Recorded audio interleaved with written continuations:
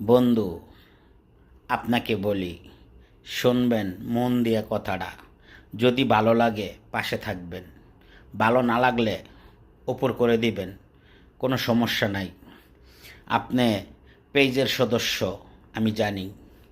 আপনি বলেন আমার ড্যাশবোর্ড লাল হয়ে গেছে, কেন হয়েছে ভাই? আপনার সামনে আসা ভিডিওগুলো আপনি দেখেন, আপনার সামনে আসা লাইভগুলোতে আপনি কমেন্ট করেন, লাইভটা শেয়ার করেন। আপনার রিয়েটের মাঝখানে আপনার এঙ্গেজমেন্ট বাড়ব, লাল জায়গাটা লীলা হবে। এটা কি আপনি জানেন না? দেখবেন যার ভিডিওটা সামনে আসে একটা হাই হ্যালো লিখে যাবেন, তাহলে আপনার লীলা থাকবে। আর যদি আপনি মনে করেন যে আমাকে 10জন ভাইয়েরা চিনে, আমার কমেন্টে রিপ্লাই দেওয়া লাগে না, সেটা বোকামি। এটা করবেন না। আপনি হাজার ফ্রেন্ড ফলোয়ারের মালিক আসছেন, কোনো সমস্যা নাই, কিন্তু আপনার ভিডিওতে যে কমেন্ট করছে তাকে আপনি রিপ্লাই করেন, একটা রিয়েট দেন, একটা লাইক করেন। আপনার সামনে যারা লাইভটা আসছে তার লাইভে আপনি ঢোকেন, লাইভটা শেয়ারের মাধ্যমে 10জনের সাথে পরিচিত হন, 10টা বন্ধু নিয়ে আসেন, ফ্যামিলিটা বড় করেন। আপনার ফ্যামিলিটা যত বড় হবে তত আপনার ভিডিওতে ভিউ হবে।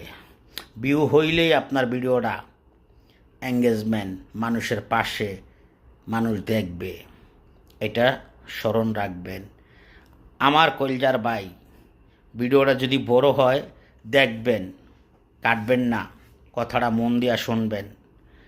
আমরা বলি আমাদের 10টা বন্ধু লাগবো, কেন ভাই? আপনার আঙ্গুল আছে না?